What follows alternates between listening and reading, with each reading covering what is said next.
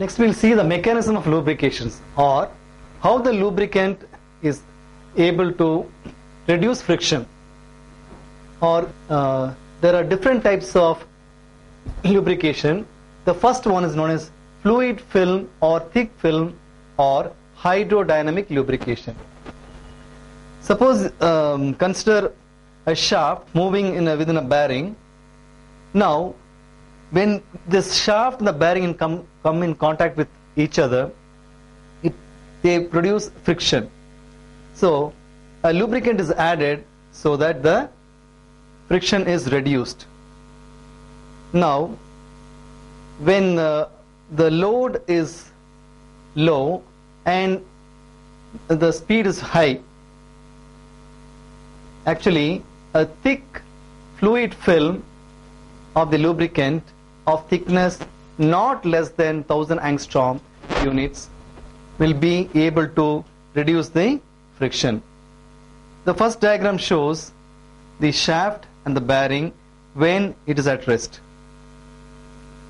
Now the lubricant is occupying here this space. In the running condition, what happens is that the lubricant comes in between the shaft and the bearing, and it forms a film which is known as hydrodynamic wedge. Now this has got a very low coefficient of friction in the range of 0.001 to 0.03. So this is able to prevent the contact between the shaft and the bearing, and thereby the friction is reduced. The next type of lubrication we are going to see is boundary lubrication. When the load is high and the speed is low, a continuous film cannot be maintained and the friction cannot be reduced or completely eradicated. Therefore, a fluid film of thickness less than 1000 angstrom units has to be maintained. Now, this film formation can be obtained by the lubricant being adsorbed on the metal surfaces, either by physical or chemical forces. Sometimes the lubricant can form a thin film of metal soap, and this is known as boundary film. Now in this case the coefficient of friction is in the range 0.05 to 0.15. The effectiveness of lubrication depends on a term known as oiliness. What do you mean by oiliness? Oiliness is the ability of a lubricant to stick on to the surface. Greater the capacity to stick to the surface, higher will be its lubrication power. Vegetable oils are, as I told you earlier, they are derived from long chain fatty acids. They are actually esters. Now vegetable oils have got more oiliness, and also the acids derived from vegetable oils have got also more oiliness. Example, oleic acid, this is C17H33COH, and stearic acid, C17H35COH. They have got high oiliness. Now how they are able to form a film? See, suppose you take oleic acid or stearic acid, it contains two parts. One is the alkyl part and another is the carboxylic acid group. Now when these are consider these two as the metal surfaces, the carboxylic acid groups react with the metal surface and they orient themselves like this, and the alkyl groups are away from the metal surface and they align themselves perpendicularly to them. So as a result of this kind of an alignment, there is a thin film formed between the two metal surfaces which prevents their contact, and therefore these oils are able to function as effective lubricants in boundary lubrication. The third type of lubrication is extreme pressure lubrication. When the load is high, it develops high pressure, and when the speed is also high, under these conditions what happens that a lot of heat is liberated. Under these conditions, liquid lubricants fail to function as friction removers. Actually, they decompose or even evaporate at that particular conditions. So what is actually done is special additives or special compounds are added, and these are known as extreme pressure additives. Among them, the most important one are organic compounds which contain active radicals or groups like chlorine. Example, sulfurized oil. Now what happens is that these groups will react with a metal to form metallic chlorides, sulfides, etc. And these have got very high melting points. And what they do is that they are able to function as good lubricants under extreme pressure. Let us consider the properties of lubricants. The first important property is viscosity. Viscosity is a property of the lubricant which is very important. That is, it is nothing but the internal resistance to flow. Suppose a lubricant flows easily, then it is less viscous. If it is does not show easy movement to flow, then we say it is highly viscous, and it is measured with help of viscometer, and the unit is centipoise. Now there are two viscometers to measure the viscosity of lubricants. One is known as the red wood viscometer and other is Seabolt viscometer. Now the viscosity of a lubricant is the time taken to flow through an orifice, that is a small opening, under the specified conditions, and that is expressed in seconds. The time is expressed in seconds. As I told you earlier, the measurement is carried out using the two viscometers. In the red wood viscometer, 50 ml of the lubricant is taken, and the time taken for the flow through the orifice is recorded, and the time in seconds is expressed as red wood seconds.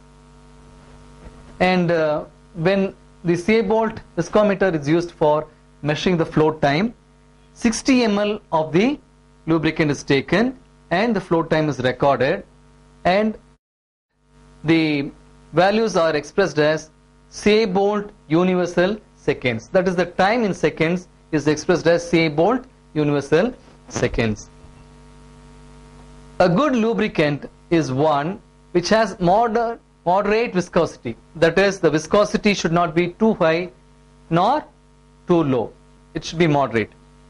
If it is too high, then the lubricant itself will offer hindrance to the movement of the machine. So that will also reduce the efficiency of the machine. Suppose it is too low, then the film cannot be formed. Actually, the lubricant forms a film between the moving surfaces, and that reduces the friction. But film cannot be formed continuously. That is, it cannot be maintained. So it should have a moderate viscosity. The second property of lubricant is viscosity index. Generally, the viscosity of oil will decrease with increase of temperature.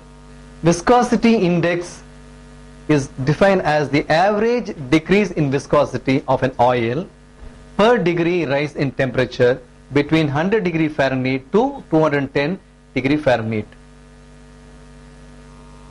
Now, if there is a rapid decrease in viscosity,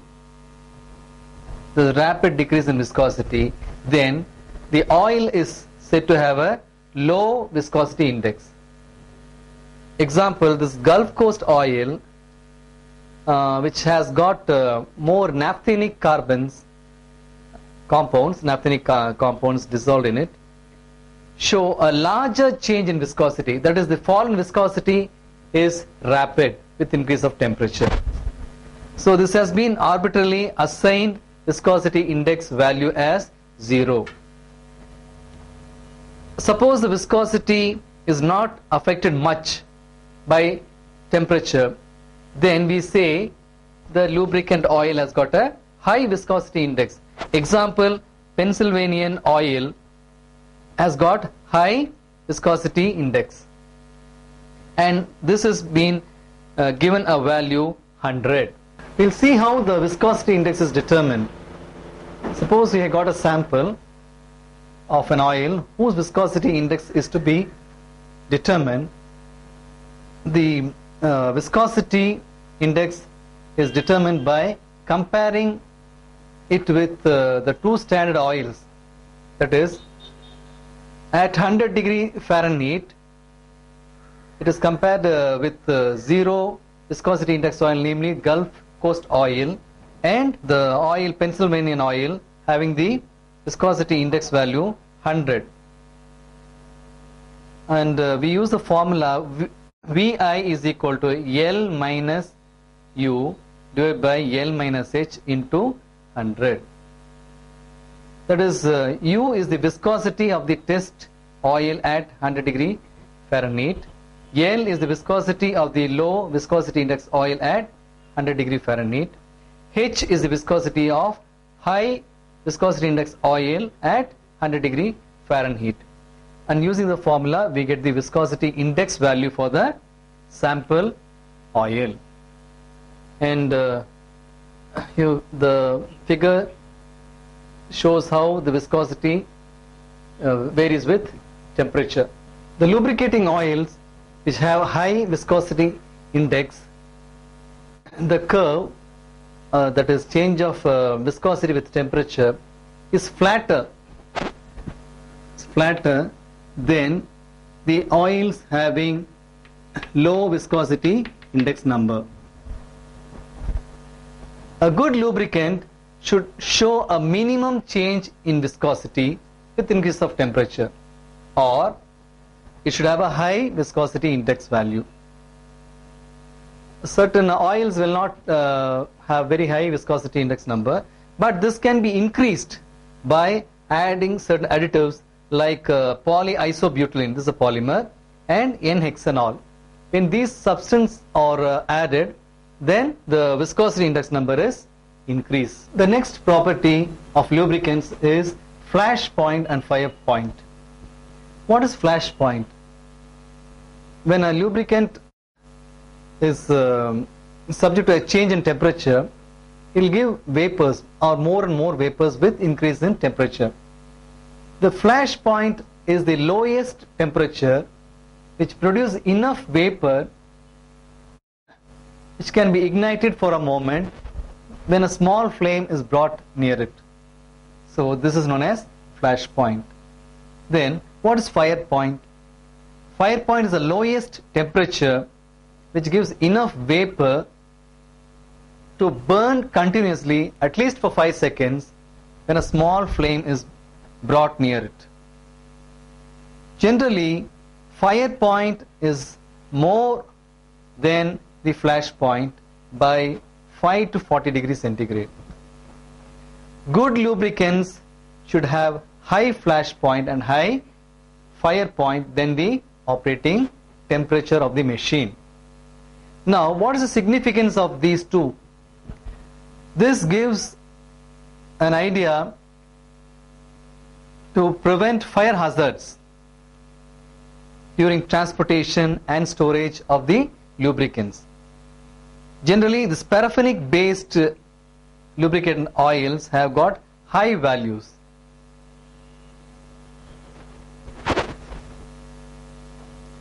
Flash point and fire point can be determined using the same apparatus. Actually, there are two methods by which these flash point and fire point of an lubricant oil can be determined. One is known as the Cleveland's apparatus and another is Penske-Martin's apparatus. In Cleveland's apparatus, the container in which the lubricant is taken is an open cup.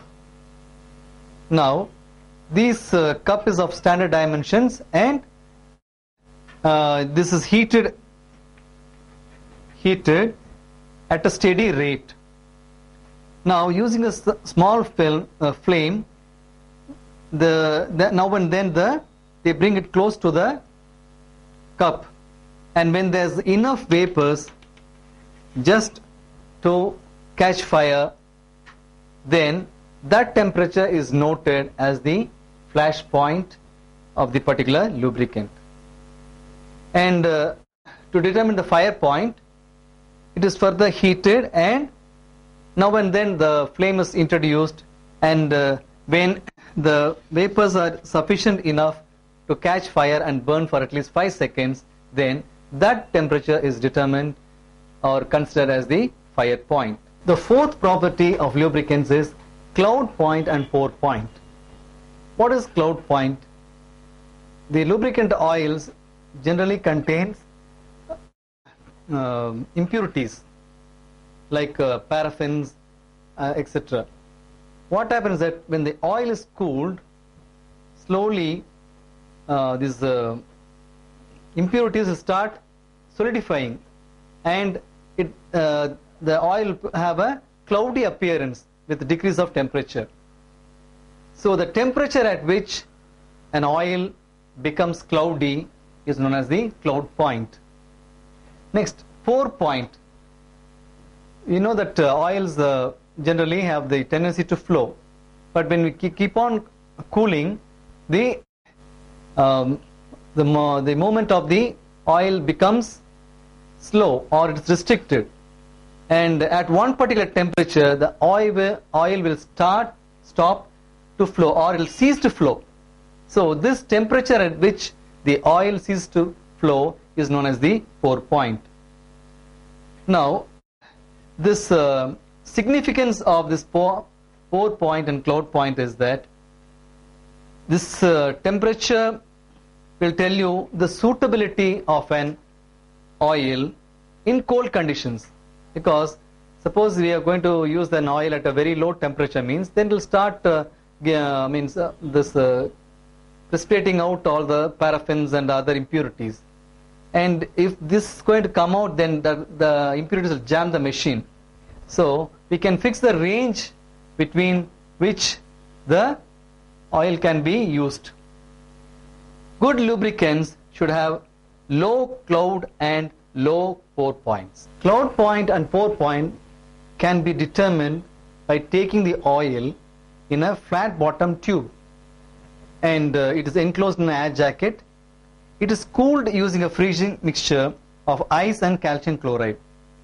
Now, this freezing mixture will bring down the temperature of the oil. Thermometers are introduced into the oil, and the temperature is observed. Now, at one particular temperature, what happens that cloudiness starts appearing, and this temperature is taken as the cloud point. Now, coming to pour point, the temperature at which the oil does not flow when kept horizontally, this vertical position. Now suppose you keep it in a horizontal position, it should not flow for at least 5 seconds. This temperature is considered as the pour point. Now this is done periodically now and then, that this has to be removed and it has to be found out. So this is how the cloud point and the pour point of a lubricant is determined. A good lubricant should have a low cloud point and a low pour point. How this can be done? Generally, all the oils be having, that is petroleum oils will be having unwanted impurities.